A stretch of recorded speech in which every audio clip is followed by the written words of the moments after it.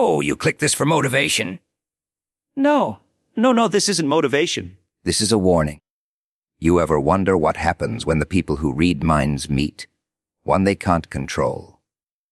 Let me tell you a little bedtime story. Somewhere in a quiet, windowless room deep inside the shadows of power, the so-called masters of human behavior sat around a steel table. Experts, profilers, analysts trained to dissect fear, decode intention, predict chaos before it breathes. The best of the best. And then they found you. They ran the data. They studied the patterns. They mapped the psychology. At first, they laughed. Then they stopped laughing. Because every scenario ended the same way. Unstoppable, uncontrollable, unpredictable. They didn't say, neutralize this person. They didn't say, monitor this threat. No, they said, recruit this person, or we're all dead. You see, the world isn't afraid of loud people. It's afraid of aware people. The kind who understand manipulation. The kind who see through illusion. The kind who turn pressure into power. And that's what scares institutions. Not your anger. Not your rebellion. Your clarity. Today, we're going to peel back the mask. We're going to talk about psychological warfare, influence, mental dominance, and why the moment you truly understand yourself, you become the variable no system can predict. So smile. Not because it's funny, but because somewhere, in a room full of experts who thought they understood the human mind, your name made them nervous. Let's begin. They built entire careers on predicting human behavior. Years of studying micro-expressions, speech patterns, stress responses, childhood imprints, ideological shifts. They believed that every action could be traced, every rebellion anticipated, every decision reverse-engineered. To them, the human mind was not magic. It was math, input, pattern, output, clean, clinical, controlled, and then the pattern broke. At first it was subtle, a contradiction in the data, a response that didn't align with historical models, emotional reactions appearing where logic predicted detachment, calm where fear should spike, silence where most would defend themselves.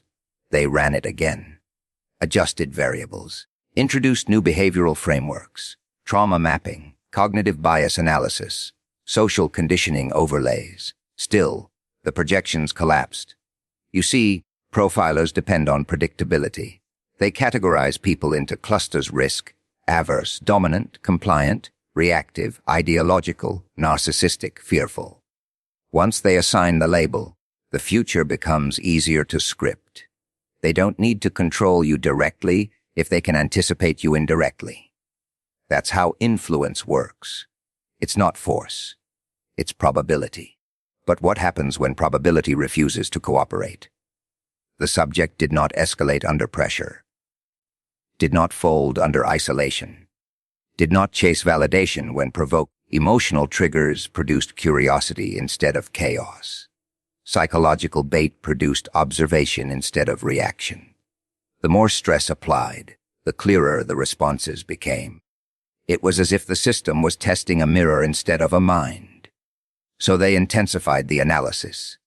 They mapped speech cadence against deception baselines, heart rate variability against threat exposure, decision trees against moral flexibility.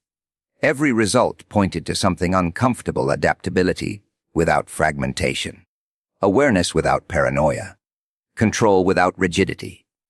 That's dangerous, because systems are designed to manipulate extremes. Fearful people can be frightened. Angry people can be provoked. Greedy people can be bought. Desperate people can be cornered. But someone who understands their own impulses becomes difficult to steer. Someone who pauses before reacting disrupts the algorithm entirely. Profiling works on the assumption that people are creatures of habit. That past behavior predicts future behavior. That trauma dictates reaction. That ideology dictates loyalty. But what if self-reflection interrupts that chain? What if someone studies themselves the way institutions study others? Suddenly the observer is being observed. That's where the failure began. Every scenario they simulated ended in uncertainty. Attempts to manipulate resulted in resistance. Attempts to intimidate resulted in analysis. Attempts to recruit through ego flattery resulted in quiet evaluation. There was no clean leverage point, no reliable trigger. In behavioral science, unpredictability under stress is labeled instability. But unpredictability with composure, that's something else. That's autonomy, and autonomy cannot be programmed. The final reports didn't accuse. They didn't dramatize. They simply acknowledged an anomaly, a profile that refused to stabilize, a personality that adapted faster than the models could update, a mind that learned in real time. And when the people who are trained to read everyone admit they cannot confidently read one person, it doesn't mean that person is chaotic. It means the framework was incomplete. The failure wasn't in intelligence. It was in underestimating awareness. Control is the ultimate currency of power, not money, not weapons, not influence. Control, the ability to predict a reaction before it happens, the ability to push a button and know exactly which emotion will surface. That's how systems stay stable. That's how hierarchies survive. They don't need everyone obedient. They just need everyone readable. An uncontrollable mind doesn't scream. It doesn't rebel loudly. It doesn't announce itself as a threat. That would be easy to isolate, easy to discredit, easy to crush. No, the real danger is the mind that cannot be steered because it understands the steering wheel. Pressure is usually the first test. Increase stress, limit options, create urgency. Most people respond predictably, fight, flight, freeze, or please. But when someone slows down under pressure instead of speeding up, the entire strategy shifts. Urgency loses its power when the target refuses to panic. Fear becomes ineffective when it's examined instead of absorbed. Then comes temptation, validation, ego reinforcement, the promise of status, access, belonging. Because if fear doesn't move you, maybe desire will. But an uncontrollable mind studies the offer before accepting the applause. It questions the hand that's clapping. It asks, "What do you gain from me believing this?" That question alone destabilizes manipulation. You see, control depends on unconscious reactions. The less aware you are of your impulses, the easier it is to guide them. If anger rises automatically, it can be provoked. If insecurity surfaces instantly, it can be exploited. If approval is craved desperately, it can be rationed. But when someone has already confronted their anger, already faced their insecurity, already detached from external validation, the levers start breaking. Isolation is another tactic. Remove support. Create doubt. Make the individual question their perception of reality. Most minds bend under sustained isolation because humans are wired for belonging. But the uncontrollable mind has practiced solitude. It has turned silence into analysis instead of anxiety. It doesn't confuse loneliness with weakness. It uses it as clarity. And that's unsettling, because unpredictability combined with emotional regulation creates strategic freedom. It means decisions aren't made out of impulse but intention. It means reactions are chosen, not triggered. It means you can't forecast behavior by replaying history. Institutions rely on patterns. They map previous responses and build probability models. If someone reacted with defensiveness before, they'll likely do it again. If someone avoided conflict before, they'll likely avoid it again.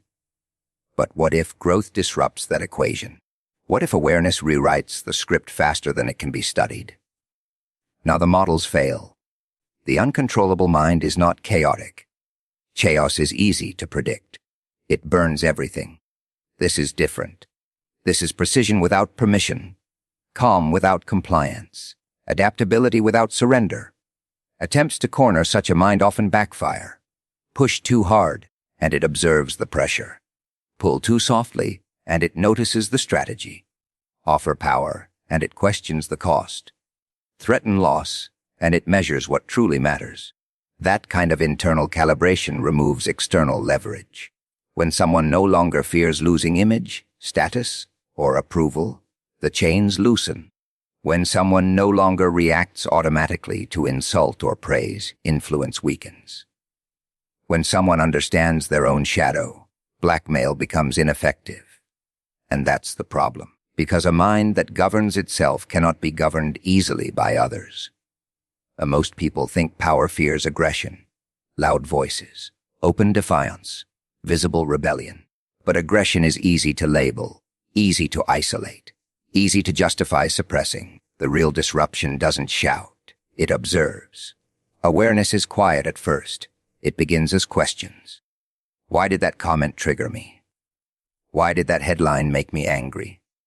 Why did that praise feel addictive? Small interruptions in automatic behavior, tiny pauses between stimulus and response. And in those pauses, something dangerous starts forming. Choice. Systems don't fear emotion. They rely on it. Outrage spreads faster than logic. Fear mobilizes crowds more efficiently than reason. Pride binds identities tighter than truth. Emotional momentum is predictable momentum. Feed it the right narrative, and it moves exactly where expected. But awareness slows momentum. When someone recognizes they're being provoked, the provocation loses heat.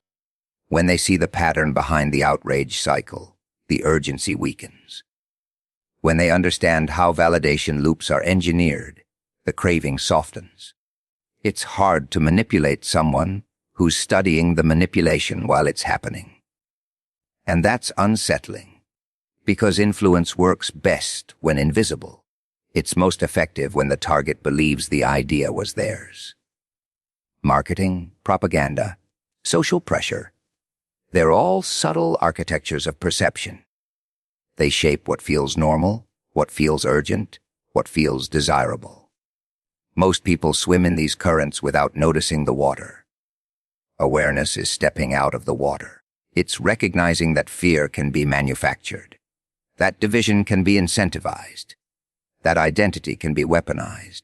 It's realizing that not every emotional spike is organic. Some are designed.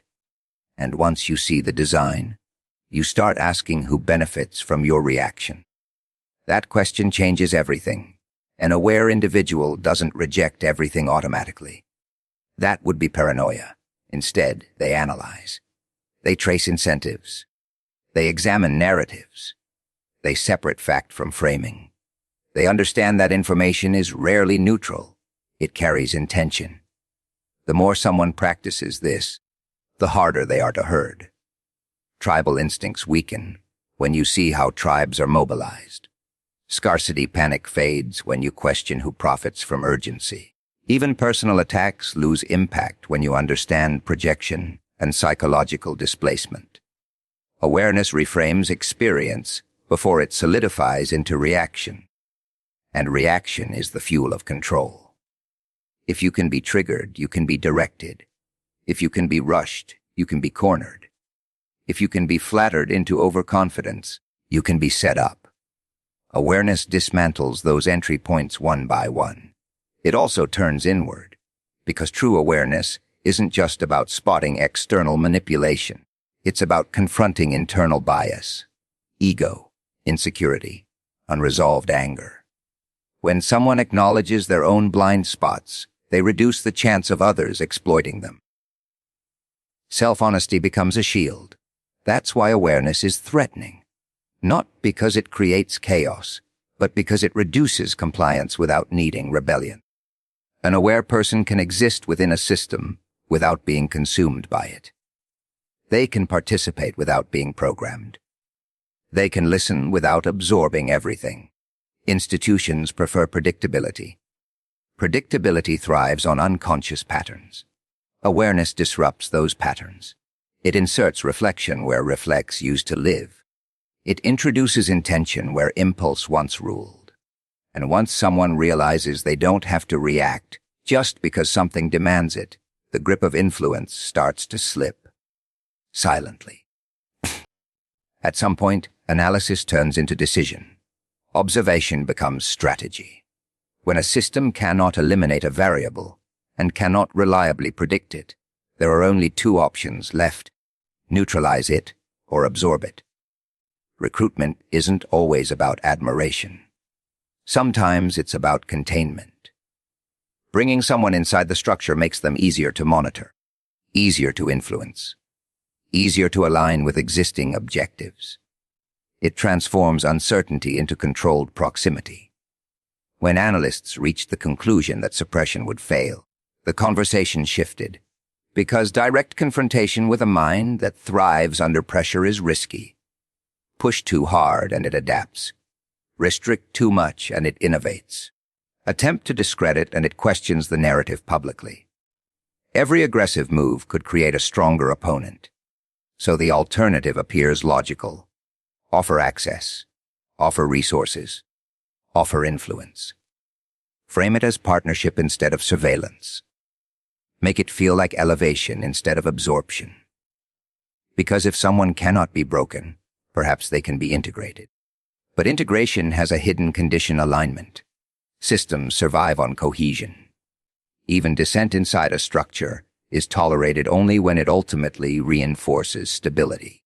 An independent thinker invited inside becomes valuable only if their independence can be channeled. The goal isn't to silence them, it's to redirect them. Recruitment, in this sense, is strategic admiration. It says, "Your abilities are impressive. Imagine what you could do with our support." It appeals to impact, to legacy, to influence at scale, and for many, that's enough. The opportunity to shape outcomes from within is tempting. Yet the calculation runs both ways. An autonomous mind doesn't accept invitations blindly. It evaluates cost. What must be surrendered for access? What compromises are subtle but cumulative? Influence gained inside a system often requires accepting its boundaries. You can push, but only so far. You can question, but only within tolerated limits. That's the tension. Recruiting a powerful mind is like containing a storm in a glass room. You want the energy, but you don't want the destruction. The hope is that proximity softens edges. That exposure to power reframes ideals. That responsibility dilutes rebellion. Sometimes it works. Other times, the presence of a self-governing mind inside a rigid structure exposes cracks faster than external pressure ever could. Awareness doesn't disappear just because the environment changes.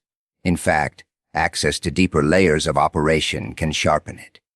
Which is why recruitment is both solution and gamble. Bring the unpredictable inside, and you reduce immediate threat. But you also introduce perspective into rooms accustomed to agreement. You invite questions where silence once lived. You allow someone who understands leverage to see how it's actually applied. Still, from a strategic standpoint, it's safer than opposition.